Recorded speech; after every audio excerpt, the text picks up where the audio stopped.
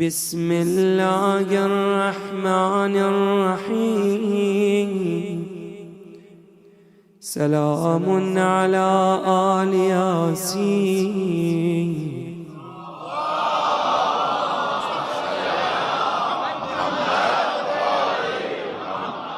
جس شخص نے شبیر کا روضہ نہیں دیکھا،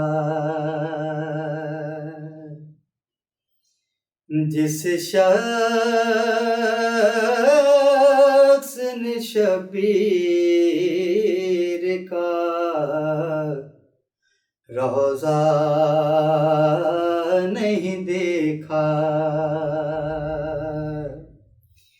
کعبے تو گیا کعبے کا، کعبے تو گیا کعبے کا، کعبہ نہیں دیکھا،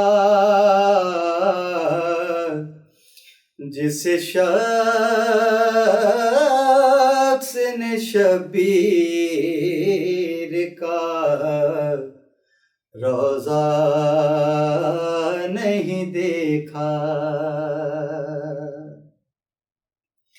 فطر اس کو ملی قوت پرواز تو بولا، فطر اس کو ملی قوت پرواز تو بولا، شبیر سا دنیا میں مسیحا نہیں دیکھا،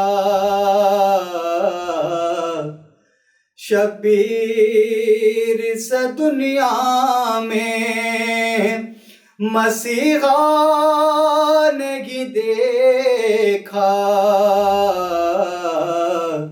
جس شخص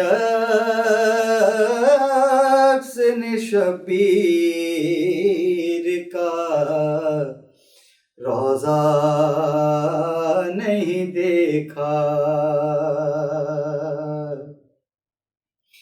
گہوارِ شبیر کی عظمت سے ہے غافل،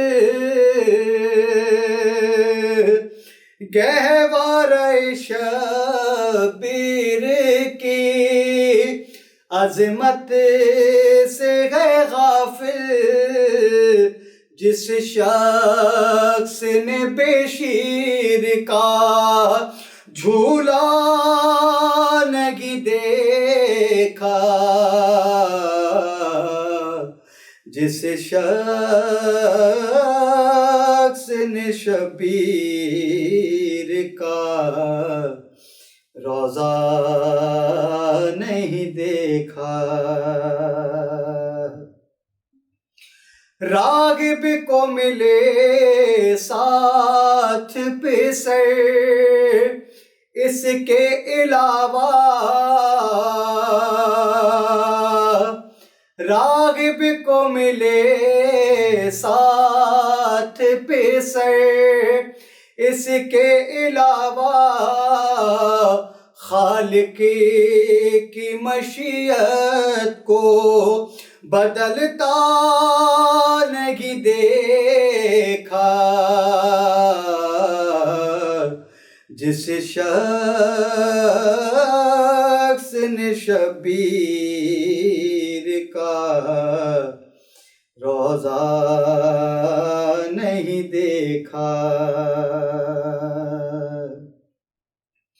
معبود کی مرضی کے خریدار قدر گئے، معبود کی مرضی کے خریدار قدر گئے، اس در پہ تو قاتل کو بھی پیاسا نہیں دیکھا، جس شخص نے شبیر کا روضہ نہیں دیکھا۔ ہو ذکر علی اور نہ شبیر کا ماتم، ہو ذکر علی اور نہ شبیر کا ماتم، دنیا میں کوئی ایسا علاقہ نہیں دیکھا، جس شخص نے شبیر کا روضہ نہیں دیکھا۔ کعبے تو گیا کعبے کا، کعبے تو گیا کعبے کا، کعبہ نہیں دیکھا، جس شخص نے شبیر کا روضہ نہیں دیکھا۔ اعوذ باللہ من الشیطان اللعین الرجیم، بسم اللہ الرحمن الرحیم۔ الحمد للہ الذی ہدانا لہذا وما کنا لنہتدی لولا ان ہدانا اللہ، لقد جاءت رسل ربنا بالحق، الصلاۃ والسلام علی النبی الامی العربی القرشی المکی المدنی البطحی الابتہی التہامی الضعف جیشات الاباطیل والدامغ صولات الازالیل، مولن الحق بالحق ابی القاسم محمد وآلہ الطیبین الطاہرین المعصومین المظلومین الذین اذھب اللہ عنہم الرجس وطہرہم تطہیرا،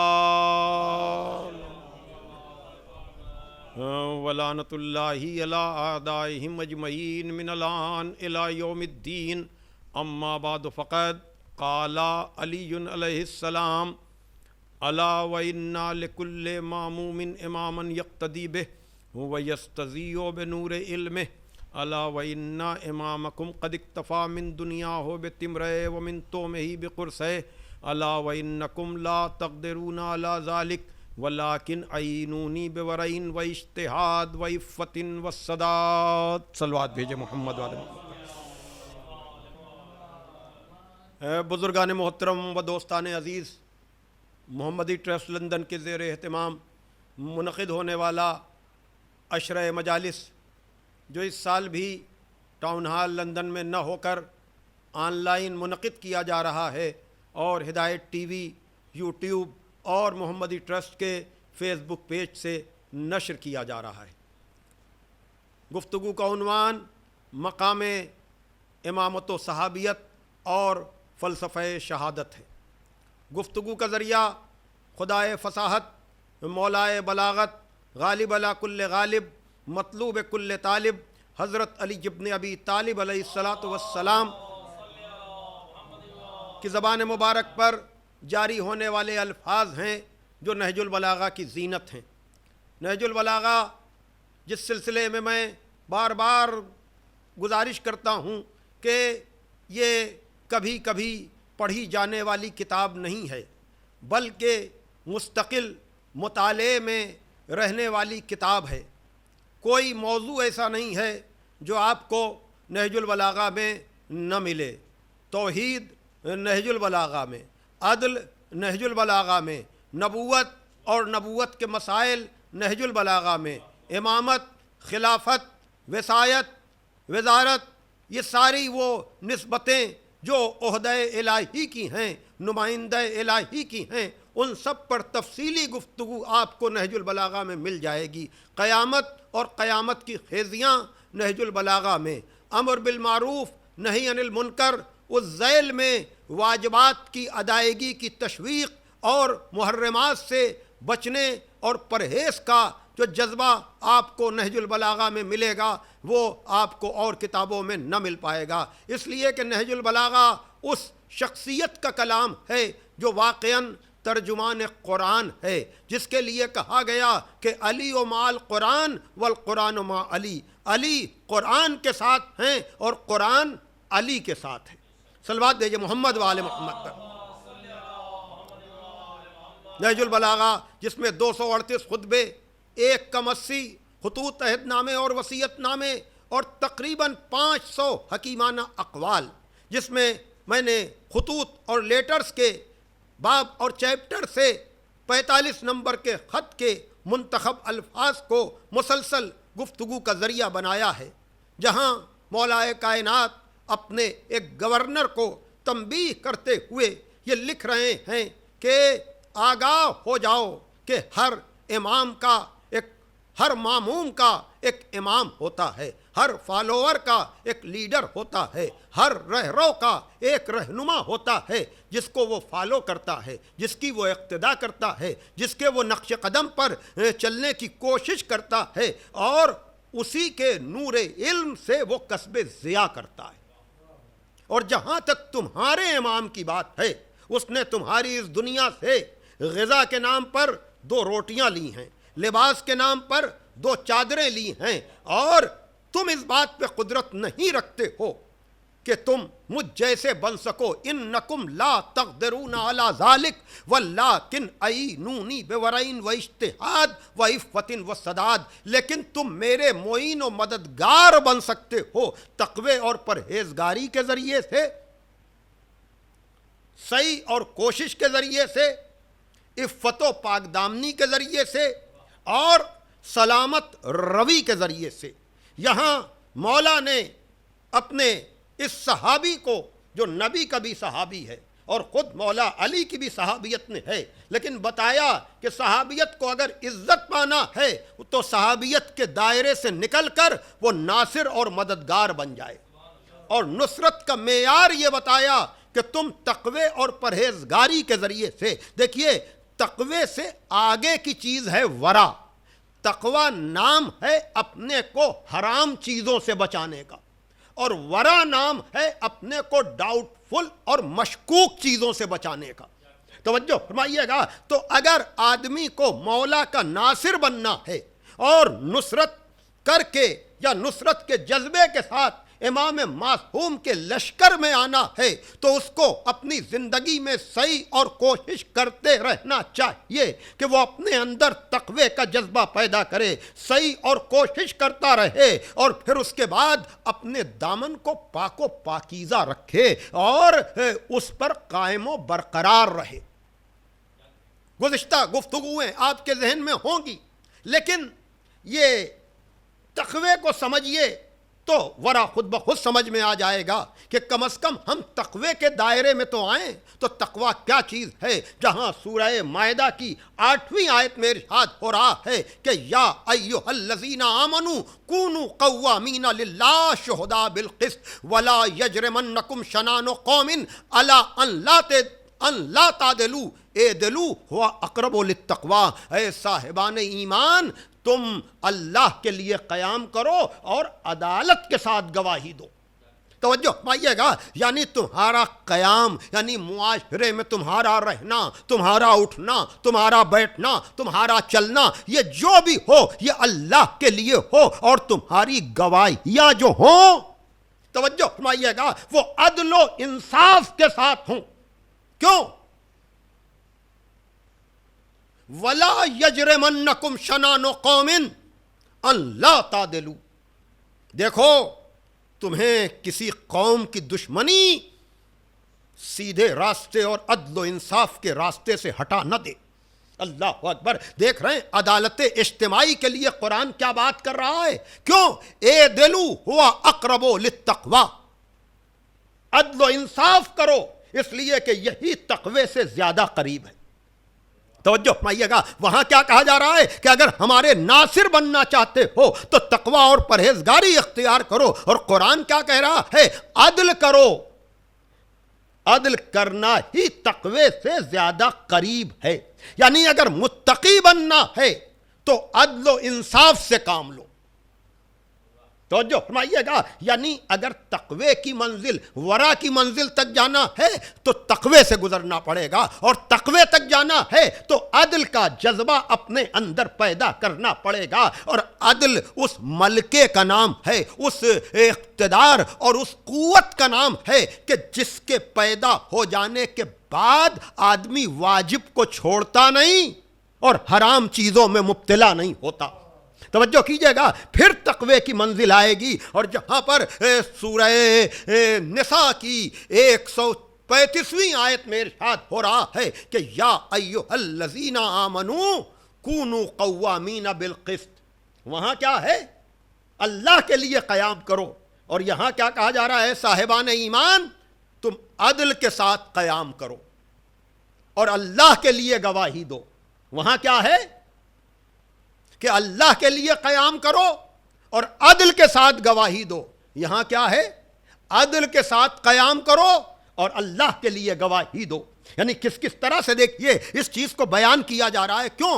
وَلَوْ عَلَىٰ أَنفُسِكُمْ أَوِ الْوَالِدَيْنِ وَالْأَقْرَبِينَ، اور یہ گواہی چاہے خود تمہارے خلاف ہو، چاہے تمہارے والدین کے خلاف ہو، چاہے تمہارے قریب ترین رشتہ داروں کے خلاف ہو، اور چاہے وہ مالدار ہوں یا فقیر، لیکن گواہی کی جب منزل آ جائے، اللہ اکبر، آپ دیکھ رہے ہیں عزیزان محترم، اور میں بار بار یہ بات کہتا ہوں کہ اگر آدمی معاشرے کو درست کرنا چاہتا ہے تو پہلی منزل تہذیب نفس کی ہے، یعنی اپنے کو درست کرے، دوسری منزل اپنے گھر والوں کو ٹھیک کرے، تیسری منزل پر آتا ہے معاشرہ۔ لیکن یہاں معاملہ یہ ہے کہ آدمی اپنے کو آئینہ دکھانا نہیں چاہتا ہے اور دوسروں کرنا چاہتا ہے۔ تو اگر ان دونوں آیتوں کو ملا کر آپ دیکھیں گے تو کیا کہا جا رہا ہے کہ تم اللہ کے لیے گواہی دو اور قیام کرو عدل کے ساتھ، چاہے وہ گواہی خود تمہارے خلاف ہو، تمہارے والدین کے خلاف ہو اور تمہارے قریب ترین رشتہ داروں کے خلاف ہو۔ فلا تتبعوا الہوی ان تعدلوا، دیکھو کہیں نفس کی خواہشیں تمہیں عدل کے راستے سے ہٹا نہ دیں۔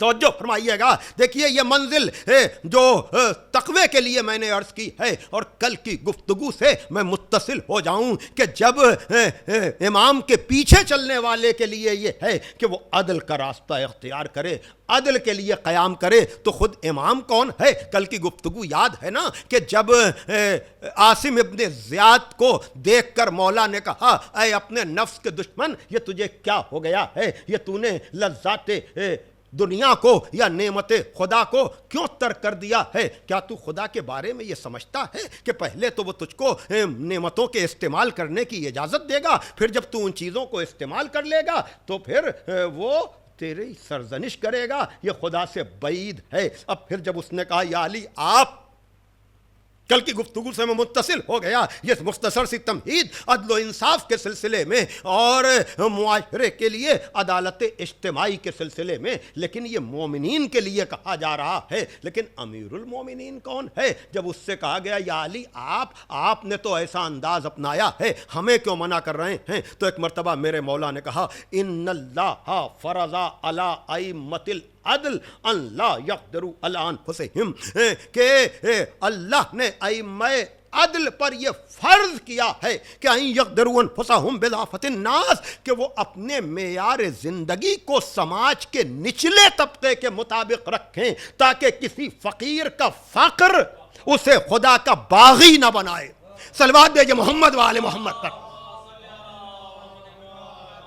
بڑی توجہ عزیزان محترم، یعنی مومن کو عادل بننا ہے، اور جو امام عادل ہو، جو عادلوں کا بھی امام ہو، توجہ فرمائیے گا، اب میں آ گیا امامت کی منزل پر کہ یہ منزل عدل کیا ہے، یہ عدل کا کمال ہے کیا، یہ عدل مطلق ہے کیا۔ یہاں جار جرداق مولائے کائنات کو خراج عقیدت پیش کرتے ہوئے جب کتاب لکھتا ہے تو مولائے کائنات کے لیے کہتا ہے کہ ندائے عدالت انسانی عدل کی، انسانی عدالت کی اگر کوئی آواز ہے تو وہ امام علی ہے۔ کیوں؟ اس لیے کہ اس نے سماجی انصاف کے لیے جو کیا ہے کہ اس نے تمہاری اس دنیا سے اس لیے کچھ نہیں لیا تاکہ کسی فقیر کا فقر اسے خدا کا باغی نہ بنا دے، تو خدا سے قریب کرنے کے لیے ائمہ عدل کا معیار۔ اب یہ عدل کی گفتگو میں بار بار کیوں کر رہا ہوں اور امامت کی منزل تک لے جانے کے لیے کیوں؟ اس لیے کہ جب جناب ابراہیم کی امامت کے لیے ہم قرآن کی طرف رجوع کرتے ہیں تو ارشاد ہوتا ہے سورہ بقرہ کی 124ویں آیت میں، جہاں پروردگار عالم ارشاد فرما رہا ہے کہ اذ ابتلی ابراہیم ربہ بکلمات فاتمہن قال انی جاعلک للناس اماما قال ومن ذریتی قال لا ینال عہد الظالمین۔ کہ جب ہم نے ابراہیم کا، کہ جب ابراہیم کے رب نے ان کا امتحان لیا کلمات کے ذریعے سے اور پھر وہ اس میں کامیاب ہوئے۔ کون ابراہیم؟ جو ابدیت کی منزل سے گزر چکے، نبوت کی منزل سے گزر چکے، رسالت کی منزل سے گزر چکے، خلت کا تحفہ اور خلت کا عہدہ پا چکے، نفس کا امتحان دے چکے، مال کا امتحان دے چکے، اولاد کا امتحان دے چکے۔ گزشتہ سال میں نے پورا عشرہ ابراہیم و اسماعیل اور ان کی قربانی کے حوالے سے پڑھا تھا، اس لیے کہ مال کا امتحان بھی ابراہیم نے دیا ہے، جان کا امتحان بھی ابراہیم نے دیا ہے، اولاد کا امتحان بھی ابراہیم نے دیا ہے۔ اور یہاں پر کہا جا رہا ہے جب ہم نے ابراہیم کے اتنے امتحانات لے لیے اور وہ اس میں کامیاب ہوئے تو پھر کہا گیا انی جاعلک للناس اماما، اے ابراہیم ہم تم کو لوگوں کا امام بناتے ہیں۔ مقام امامت سمجھ میں آ رہا ہے، امامت کا کمال سمجھ میں آ رہا ہے، یعنی کتنی منزلوں سے گزرنے کے بعد ابراہیم کو عہدہ امامت دیا جا رہا ہے کہ ابراہیم ہم تم کو لوگوں کا امام بناتے ہیں۔ قالا ومن ذریتی، اور پھر ایک دم سے ابراہیم نے کہا کہ پروردگار اور میری ذریت میں، یعنی جسے نبوت مل چکی لیکن نبوت کے ملنے پر اپنی ذریت کے لیے دعا نہیں ہے، رسالت کے ملنے پر اپنی ذریت کے لیے خواہش نہیں ہے، لیکن یہ عجب عہدہ امامت ہے۔ شاید ابراہیم بھی جانتے ہیں کہ نبوت تو ختم ہو جائے گی لیکن سلسلہ امامت جاری رہے گا۔ ہاں ہماری ذریت میں کہا یہ عہدہ ظالموں تک نہیں جائے گا۔ اب آپ نے دیکھا مولائے کائنات نے کیوں کہا کہ ائمہ عدل پر یہ فرض ہے کہ وہ اپنے معیار زندگی کو سماج کے نچلے طبقے کے مطابق رکھیں۔ اور یہاں پروردگار عالم جناب ابراہیم کی تمنا کے جواب میں کیا کہہ رہا ہے؟ یعنی یہ نہیں کہہ رہا ہے کہ ابراہیم تم کو تو عہدہ امامت ملا ہے، تم اپنے خاندان کی فکر نہ کرو، یہ خاندانی عہدہ نہیں ہے۔ پروردگار عالم نے منع بھی نہیں کیا اور یہ بھی نہیں کہا کہ ہم نے سب کو دے دیا، نہیں، ایک شرط لگا دی کہ ہمارا عہدہ یعنی عہدہ امامت ظالموں تک نہیں جائے گا۔ تو اب طے پا گیا کہ امامت اسی کو ملے گی جہاں شائبہ ظلم نہ ہو۔ یہ بھی تو ہو سکتا تھا کہ ہم عادلوں کو دیں گے، ہمارا عہدہ عادلوں کو ملے گا۔ یہاں پر میں اکثر یہ مثال دیتا ہوں کہ دیکھیے کسی بھی صفت کو ڈیفائن کرنے کے لیے اور اس کی صحیح تعریف کے لیے جب تک اس کی مقابل کی صفت سامنے نہ ہو اس وقت تک بات واضح نہیں ہوتی۔ اور میں ہمیشہ یہ بات کہتا ہوں کہ اگر آپ یہ کہیں کہ سچے کتنے ہیں یا سچا کون ہے تو ہر سچ بولنے والا کہے گا کہ میں سچا ہوں، کہ سچ بولنے والا سچا نہیں ہے، اصل میں جو جھوٹ نہ بولے وہ سچا ہے. تو اگر آپ سچے کی بات شرط لگائیں گے تو بہت سے سچے مل جائیں گے، لیکن اگر آپ یہ کہیں کہ جو جھوٹ نہ بولے وہ سچا ہے، اسی لیے تو مباہلے میں نبی سوائے علی کے، سوائے زہرا اور حسن حسین کے کسی کو نہیں لے گئے، اس لیے کہ وہاں ایسے سچے چاہیے تھے کہ جنہوں نے کبھی جھوٹ نہ بولا ہو. یہی بات یہاں بھی ہے کہ ہمارا عہدہ ظالموں تک نہیں جائے گا. تو اگر عدل کی قید ہوتی تو ایک زندگی کے حصے میں عدل کرنے والا بھی اپنے کو امام سمجھ لیتا. کہ اب اس کو تلاش کرو جس نے زندگی میں کوئی ظلم نہ کیا ہو. صلوات بھیجے محمد والے محمد پر. اسے تلاش کرو جس نے زندگی میں کوئی ظلم نہ کیا ہو. اسی لیے جناب ابراہیم کی امامت سے متعلق اس آیت کو جب آپ پڑھیں گے تو تفصیلات آئندہ کی مجالس میں بھی آئیں گی انشاءاللہ، لیکن یہاں پر اتنا کہ جس نے زندگی کے کسی حصے میں ظلم نہ کیا ہو. اچھا، آپ قرآن کو قرآن سے اگر سمجھیے، ان الشرک لظلم عظیم، شرک سب سے بڑا ظلم ہے. تو اب اگر زندگی کے کسی حصے میں کوئی مشرک رہا ہو، زندگی کے کسی حصے میں اگر کسی نے کفر و شرک اختیار کیا ہو تو وہ ظلم کر رہا ہے نا. اب یہاں پر علماء نے ایک بحث کی، عہدہ امامت کی منزل کو سمجھیے گا کہ جناب ابراہیم اتنے اہم عہدے کے لیے اپنی ذریت کی بات اگر کریں گے تو اس ذریت میں آنے والے کن لوگوں کے لیے کریں گے؟ تو علماء نے کہا کہ 4 صورتوں میں سے کوئی 5ویں صورت نہیں بن پائے گی، یعنی 4 ہی صورتوں کا تصور کیا جا سکتا ہے. کیا مطلب؟ جناب ابراہیم اپنی ذریت اور اپنی نسل میں آنے والے کیا ان لوگوں کے لیے دعا کریں گے جنہوں نے ساری زندگی ظلم کیا ہو، یا ان کے لیے دعا کریں گے کہ جنہوں نے ساری زندگی ظلم نہ کیا ہو، یا ان کے لیے دعا کریں گے کہ جنہوں نے زندگی کے ابتدائی مرحلوں میں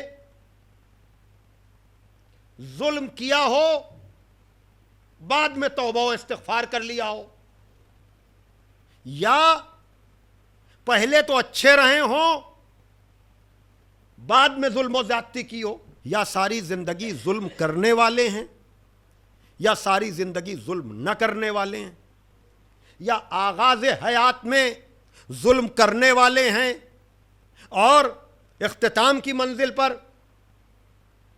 ظلم نہ کرنے والے ہیں، یا پہلے تو اچھے ہیں بعد میں ظالم ہیں. آپ بتائیے. تو اس میں کوئی سوال ہی نہیں ہے کہ جناب ابراہیم کیا ایک عام مومن بھی کسی بھی عہدے کے لیے ایسے آدمی کو نہ پیش کرے گا نہ تائید کرے گا جس کی پوری زندگی ظلم میں گزری ہو. نہ یہ ہو سکتا ہے کہ جس کا آغاز تو اچھا ہو اور زندگی کا آخری حصہ ظلم والا ہو. تو ان 2 مرحلوں میں تو ایک عام مومن بھی کسی کو ریکمینڈ نہیں کرے گا کہ جانتے ہوئے ظالم ہو پھر بھی آپ سے کہا جائے کہ اس کو کوئی عہدہ دے دیجئے، یا پہلے تو اچھا رہا ہو لیکن اب خراب ہو. تو جہاں ایک عام انسان یا عام مومن ایسے ظالموں کے لیے خواہش نہ کرے، ابراہیم جیسا نبی کیسے تمنا کرے گا؟ تو اگر خواہش کی بھی ہوگی تو ایسے لوگوں کے لیے ہو سکتی ہے. سمجھنے اور سمجھانے کے لیے میں بات کہہ رہا ہوں کہ جن کا آغاز میں تو ظلم ہو لیکن اختتام میں انہوں نے توبہ کر لیا ہو، لیکن پروردگار یہ کہہ رہا ہے کہ ہمارا عہدہ ظالموں تک نہیں جائے گا، تو نتیجہ یہ نکلتا ہے کہ پروردگار یہ کہہ رہا ہے کہ ہمارا عہدہ تو ان لوگوں تک بھی نہیں جا سکتا جن کا آغاز تو ظلم ہو لیکن اختتام پر انہوں نے توبہ کر لی ہو۔ تو اب چوتھی ہی صورت تو بچتی ہے کہ یہ عہدہ امامت اسی کا حصہ بن سکتا ہے جس نے پیدا ہونے سے لے کر آخری وقت تک کوئی شائبہ ظلم بھی نہ ہو، کوئی شائبہ کفر بھی نہ ہو۔ تو اب جائیے آپ تلاش کیجئے کہ ایسا کون ہے، توجہ فرمائیے گا، کہ جس کے زندگی کے کسی حصے میں آپ کو ظلم کا، زیادتی کا، اور جو اس منزل پر پہنچ جائے اسی کو تو معصوم کہتے ہیں، اسی کو تو بے خطا کہتے ہیں۔ صلوات بھیجے محمد وآل محمد پر۔ اور اس بات کا اقرار، اللہ اکبر، اس بات کا اقرار تو سبھی کرتے ہیں، اس لیے کہ اور اصحاب کے ساتھ لفظ رضی اللہ بتا رہا ہے۔ توجہ فرمائیے گا کہ ابھی ان کو دعا کی ضرورت ہے، ان کے لیے رضائے پروردگار چاہیے ہے، لیکن علی کے نام کے ساتھ کرم اللہ وجہہ، بھائی توجہ فرمائیے گا کہ علی کرم اللہ وجہہ کیوں ہیں؟ کہ اس لیے کہ علی نے کبھی بتوں کے سامنے سجدہ نہیں کیا، تو یقیناً بتوں کے سامنے سجدہ نہ کرنا اس بات کی گواہی ہے کہ علی کا دامن شرک و کفر سے کبھی آلودہ نہیں ہوا، اور امامت کی منزل پر وہی پہنچ سکتا ہے جس کا پیدا ہونے سے لے کر آخری حصے تک، صلوات بھیجے محمد وآل محمد پر۔ یہ میں نے کس کا ذکر چھیڑ دیا جس کے لیے علامہ اقبال کہتے ہیں کہ مسلم اول شہ مرداں علی، عشق را سرمایہ ایمان علی۔ یہ مسلم اول علی ہیں، یعنی علی ہی نے سب سے پہلے اعلان اسلام کیا ہے، لیکن آپ کو میں آج اس منزل میں نہیں لے جاؤں گا۔ یہ علی وہ ہے کہ جس کے فضائل کے لیے، جس کے کمالات کے لیے یہ امام اول وہ ہے جس کی فضیلتوں کے لیے بہت زیادہ مجھے تفصیل میں جانے کی ضرورت نہیں ہے، اس لیے کہ شاعر عجب طرح سے کہتا ہے کہ اس حقیقت کی محمد سے گواہ ہی لے لو، اس حقیقت کی محمد سے گواہی لے لو کہ فکر کی آخری منزل کو علی کہتے ہیں۔ توجہ فرمائیے گا، اس حقیقت کی محمد سے گواہی لے لو کہ فکر کی آخری منزل کو علی کہتے ہیں۔ کیوں؟ اس لیے کہ جہاں خود مولا کائنات نے کہا اِنَّا امرنا صعب مستصعب لا یحملہ الا عبد المومن امتحان اللہ قلبہ للایمان، کہ ہمارا امر، ہمارا معاملہ سخت اور سختر ہے، اسے برداشت نہیں کر سکتا سوائے اس مومن کے جس کے قلب کا امتحان پروردگار عالم لے چکا ہو۔ تو یقیناً اس کے فضائل، اس کے کمالات، اور اس کے لیے یہ شعر کہ اس حقیقت کی محمد سے گواہی لے لو کہ فکر کی آخری منزل کو علی کہتے ہیں۔ لیکن کہنے والوں نے کہا کہ اگر فکر کی آخری منزل پر بھی علی سمجھ میں آ جائے تو علی علی نہ رہے۔ توجہ فرمائیے گا، فکر کی آخری منزل پر بھی اگر سمجھ میں آ جائے تو علی علی نہ رہے۔ کیوں؟ اس لیے کہ میں کہتا ہوں ان چیزوں کو چھوڑیے کہ جہاں بہت زیادہ آپ کو غور و فکر کرنا پڑے۔ آپ یہ سوچیں کہ معراج کی منزل پر مولا کائنات تھے کہ نہیں، اس لیے کہ میر انیس نے عجب طرح سے مولا کائنات کے لیے کہا کہ ولی ولی کی صدا تھی جہاں جہاں پہنچا، ولی ولی کی صدا تھی جہاں جہاں پہنچا، علی علی نظر آیا جدھر جدھر دیکھا، علی علی نظر آیا جدھر جدھر دیکھا۔ لیکن وہاں تو آپ کو ہو سکتا ہے غور و فکر کرنا پڑے، لیکن میں کہوں گا چلیے آپ علی کی پوری زندگی کو نہ دیکھیے، تب بھی پر آپ اگر یہ دیکھیے کہ خانہ کعبہ میں پیدا ہونا، خانہ کعبہ میں ولادت ہونا کیا کسی اور کا مقدر بنا؟ یعنی جس کی ولادت کو آج تک سمجھا نہ جا سکا ہو، اس کی پوری زندگی کو سمجھے گا کون؟ توجہ کیجئے گا، اس کی پوری زندگی کو سمجھے گا کون؟ اسی منزل پر عجب طرح سے اس شعر کو سامنے رکھ کر کہنے والے نے کہا کہ بحر دانش کے شناور ہی کو در کہتے ہیں۔ توجہ فرمائیے گا، بحر دانش کے شناور ہی کو در کہتے ہیں، ادب ہند میں اس لفظ کو گر کہتے ہیں، ادب ہند میں اس لفظ کو گر کہتے ہیں۔ فکر کی آخری منزل سے بھی بالا ہے علی، فکر کی آخری، اس لیے کہ فکر کی آخری منزل پر جو سمجھ میں آ جائے نا وہ علی نہیں ہے، وہ جو خانہ کعبہ کا مولود ہو، جو بستر رسول پہ سونے والا ہو، جو آغوش رسول میں آنکھ کھولنے والا ہو، جو ہر میدان میں رسول کا ناصر ہو، علم بھی جس کے پاس ہو، قلم بھی جس کے پاس ہو، اس کو سمجھے گا کون؟ اس کی مدح کا حق ادا کون کرے گا؟ کہا کہ فکر کی آخری منزل سے بھی بالا ہے علی۔ ارے فکر کی آخری منزل کو تو حر کہتے ہیں۔ صلوات بھیجے محمد وآل محمد پر۔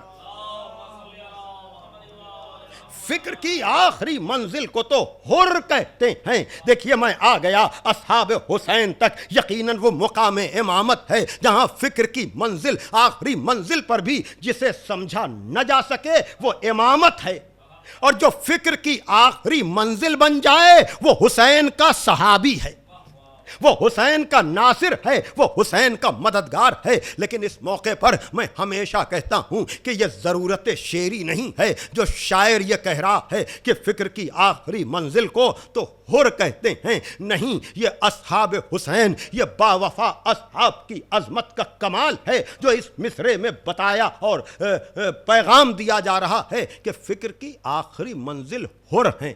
اور حر کون ہیں؟ جو سب سے آخر میں امام حسین سے آ کر ملے ہیں۔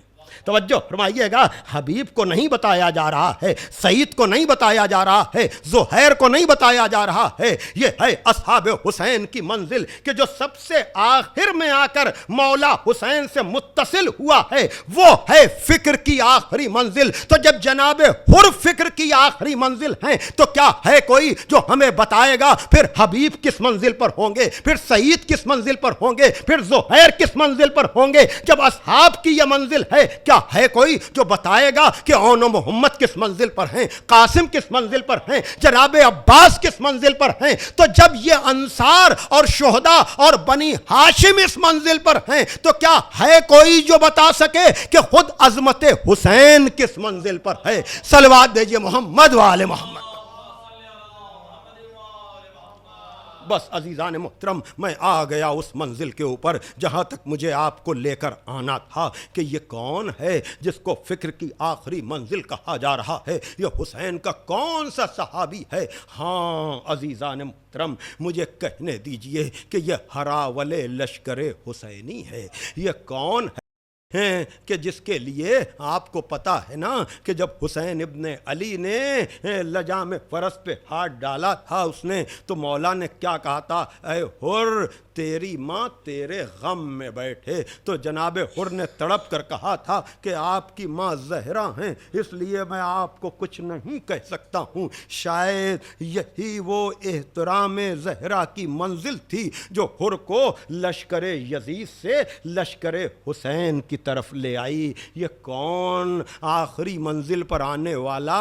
اس لیے کہ میں ہمیشہ کہتا ہوں کہ جناب حر کربلا کے وہ شہید ہیں کہ جن کی پیشانی پر رومال زہرا شاید اسی احترام کا نتیجہ تھا۔ آپ دیکھ رہے ہیں کہ صحابیت کو کیا کمال مل رہا ہے کہ جناب حر جب ان کو اپنی غلطی کا احساس ہوا ہے اور انہوں نے بچوں کی آواز العطش سنی ہے اور خیام حسینی کی طرف سے جب العطش قد قتلنا، ہائے پیاس ہمیں مارے ڈال رہی ہے، ہائے پیاس ہمیں مارے ڈال رہی ہے۔ ہاں عزادارو، آپ نے دیکھا نا کہ جناب حر اپنے خیمے کے سامنے ٹہل رہے ہیں، کہنے والے نے جا کر کہا کہ میرے سردار، ہم نے آپ کو اتنا حیران و پریشان کبھی نہیں دیکھا۔ کہا سمجھنا چاہتے ہو کہ میں کیوں پریشان ہوں؟ دریا کے کنارے آئے، خیام حسینی کی طرف سے ہوا کا جھونکا آیا، چھوٹے چھوٹے بچوں کی آواز، الاتش الاتش، ہائے پیاس ہائے پیاس۔ جناب حر نے کہا یہ پیاس ان بچوں کو مارے ڈال رہی ہے اور یہ آواز ہمیں مارے ڈال رہی ہے۔ ارے کیوں نہ تڑپاتی یہ آواز جناب حر کو؟ اس لیے کہ جناب حر کو یاد آ گیا ہوگا کہ جب ہمارا پیاسا لشکر درمیان راہ حسین ابن علی کے پاس گیا تھا تو حسین نے اپنے مشکوں کے دہانے کھول دیے تھے، اور ان بچوں کا مجرم میں ہوں، ان کو یہاں تک لانے والا میں ہوں۔ یہ احساس ندامت ہی تھا جو جناب حر کو مجبور کر رہا تھا۔ اور جناب حر اللہ اکبر، پھر کہا کہ کیا ارادہ ہے؟ کہا میں اپنے ارادے کا فیصلہ اور اپنے ارادے کا اعلان رات کی تاریکی میں نہیں بلکہ دن کی روشنی میں کروں گا۔ اور پھر دیکھنے والوں نے دیکھا کہ جناب حر نکلے ہیں اور امام حسین کے قیام کی طرف چلے ہیں۔ برسیوں میں تفصیل بہت زیادہ ہے، دامن وقت میں گنجائش نہیں ہے، بہرحال اشارے یہی ہیں کہ حر تنہا نہیں گئے ہیں، بیٹا بھی ساتھ ہے، بھائی بھی ساتھ ہے، غلام بھی ساتھ ہے، ایک چھوٹا سا لشکر لے کر چلے ہیں۔ لیکن اللہ اکبر، ہاں عزادارو آپ کو معلوم ہے کہ جناب حر نے چہرے پر نقاب بھی ڈالی ہے، اپنے ہاتھوں کو رومال سے بندھوایا بھی ہے، اور یہ کہا ہے کہ جب منزل قریب آ جائے تو مجھے بتا دینا۔ ہاں عزادارو، نعرہ تکبیر کی آوازیں بلند ہو رہی ہیں، حر پوچھتے جا رہے ہیں اور انہیں بتایا جا رہا ہے کہ ارے اصحاب حسین آ رہے ہیں، اور آگے بڑھے، ارے بنی ہاشم کے جوان آ رہے ہیں۔ اور جب خود حسین ابن علی کے قریب جناب حر پہنچے تو بیٹے نے کہا بابا منزل آ گئی بابا۔ ہاں عزادارو، ایک مرتبہ جناب حر نے اپنے کو حسین کے قدموں پر گرایا اور کہا کہ آقا کیا میری خطا بھی معاف ہو سکتی ہے؟ جزاکم ربکم۔ ہاں عزادارو آپ کو معلوم ہے یہ کون ہے؟ نمائندہ پروردگار، یہ کون ہے؟ رضا الہی کا مالک، یہ ہے مقام امامت کہ جب حر جیسے صحابی نے، حر جیسے آنے والے مہمان نے کہا کیا میری خطا بھی معاف ہو سکتی ہے؟ ایک مرتبہ حسین آگے بڑھے، حر کو سینے سے لگایا، کہا حر تیری ماں نے تیرا کیا اچھا نام رکھا تھا کہ تو دنیا میں بھی آزاد رہا اور آخرت میں بھی آزاد رہے گا۔ اللہ اکبر۔ ہاں عزادارو، ایک مرتبہ جناب امام حسین نے کہا اے حر میں نے بھی معاف کیا، میرے خدا نے بھی معاف کیا۔ میں اس منزل پر ہمیشہ کہتا ہوں کہ آدمی اپنی طرف سے تو معافی کا اعلان کر سکتا ہے، لیکن سوائے نمائندہ پروردگار، سوائے امام معصوم، یہ جملہ نہیں کہہ سکتا ہے کہ میں نے بھی معاف کیا، میرے خدا نے بھی معاف کیا۔ بہرحال مختصر یہ ہے کہ جناب حر کو مولا نے معاف تو کر دیا، لیکن اب اس کے بعد حر کہتے ہیں کہ مولا مجھے میدان میں جانے کی اجازت دیجئے۔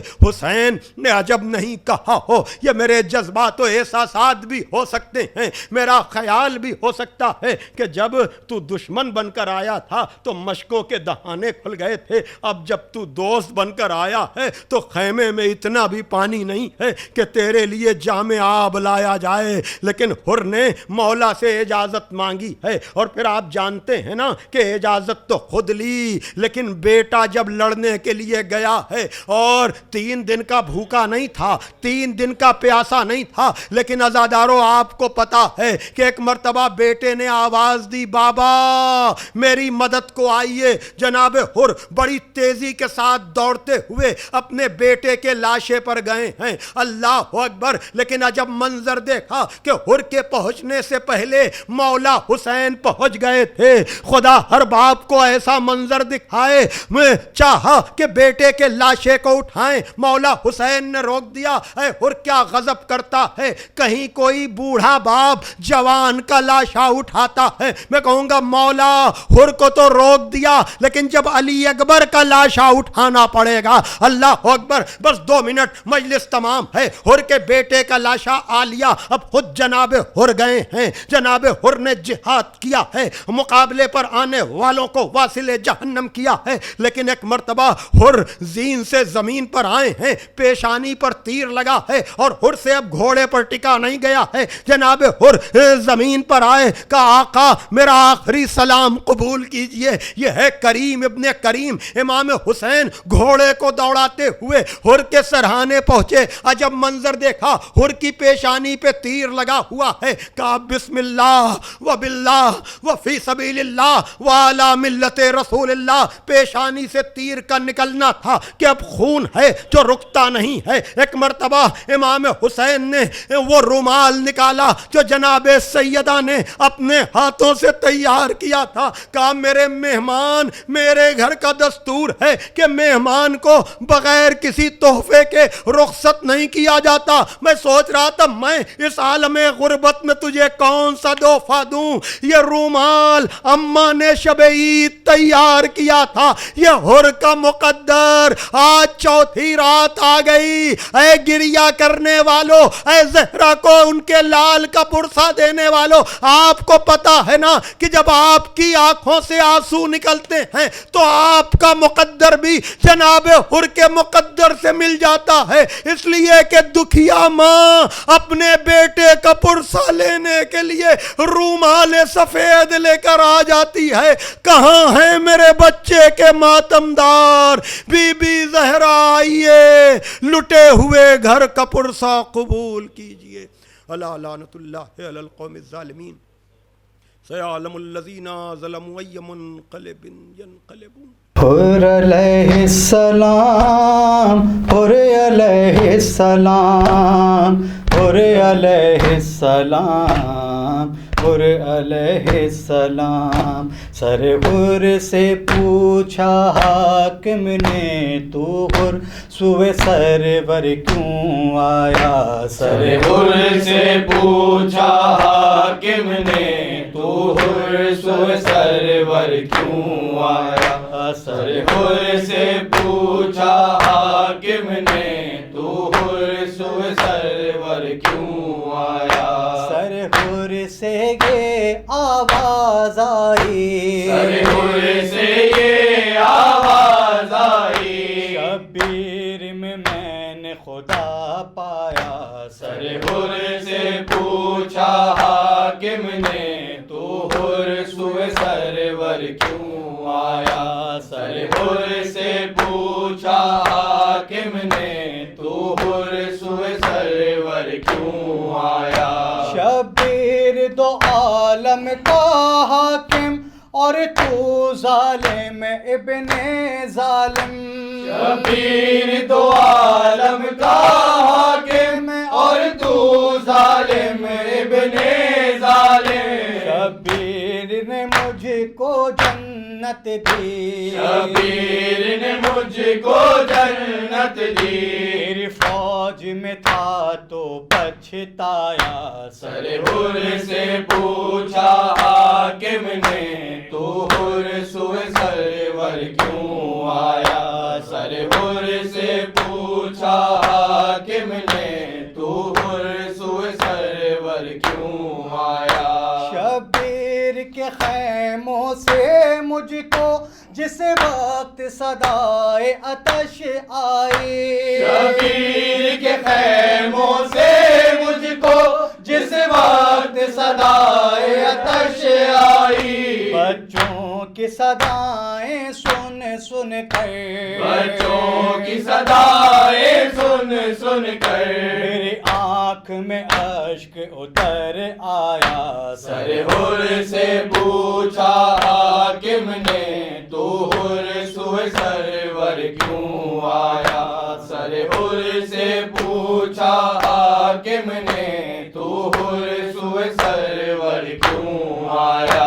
تجھے میرا رتبہ کیا معلوم, اس وقت میں کیسی فضا میں ہوں. تجھے میرا رتبہ کیا معلوم, اس وقت میں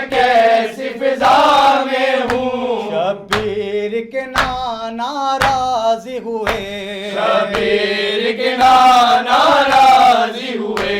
रुमाल ज़हरा जब पाया सर हुर से पूछा हाकिम ने, तू हुर सुए सरवर क्यों आया। सर हुर से पूछा हाकिम ने, तू हुर सुए सरवर क्यों आया।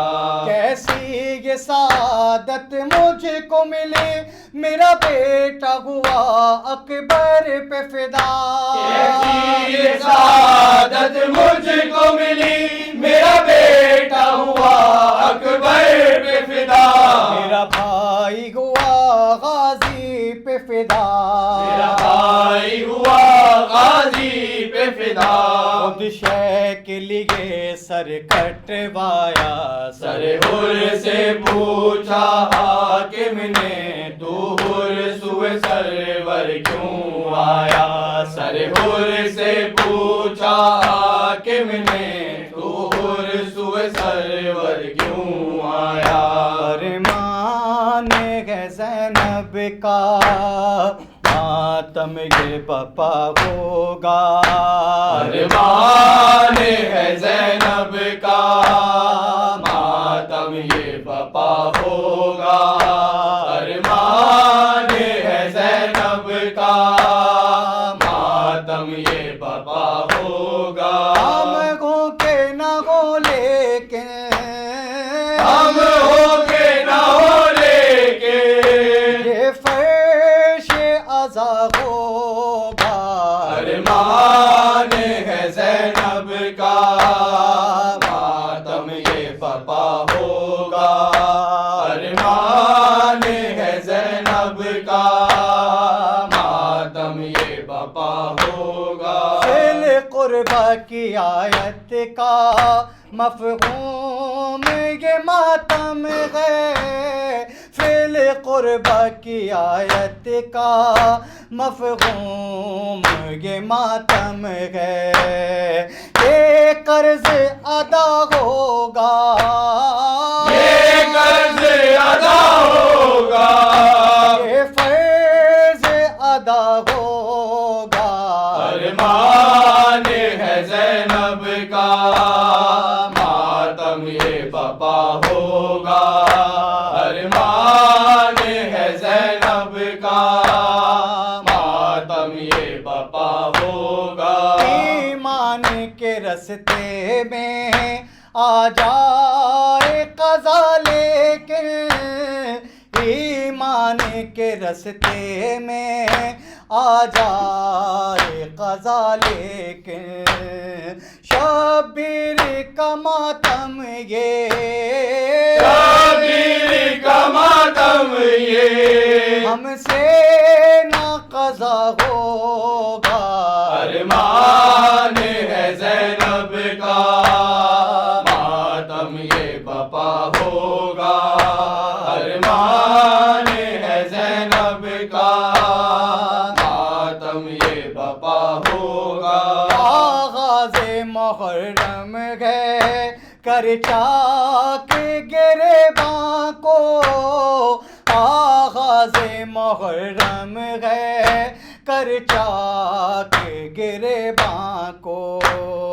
सहरा का मदीने में, ज़हरा का मदीने में, घर सोना पड़ा होगा। अरमान है ज़ैनब का, मातम ये बपा होगा। अरमान है ज़ैनब का, मातम ये बपा होगा। हमारे मदीने में बेशीर को रोएगी, बीमार मदीने में बेशीर को रोएगी। अफसोस जवाब भाई, अफसोस जवाब आई, शुहरा से जुदा होगा। अरमान है ज़ैनब का, मातम ये बपा होगा। अरमान है ज़ैनब का,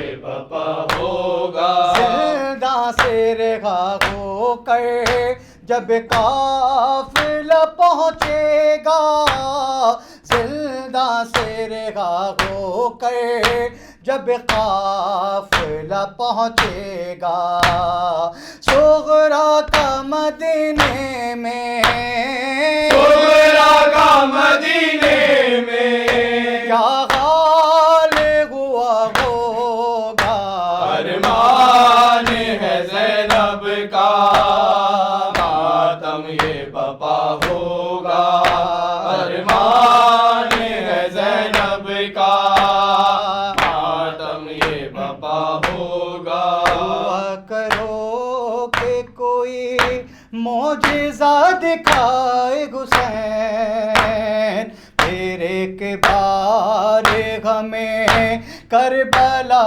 بلائے حسین۔ دعا کرو کہ کوئی معجزہ دکھائے حسین، پھر ایک بار ہمیں کربلا بلائے حسین۔ دعا کرو کہ کوئی معجزہ دکھائے حسین، پھر ایک بار ہمیں کربلا بلائے حسین۔ نصیب دل دے مجھے شاہ کی زیارت ہو، مجھے بھی کاش کسی شب میں یہ بشارت ہو، چلو اٹھو کہ تمہیں آج لینے آئے حسین، پھر ایک بار ہمیں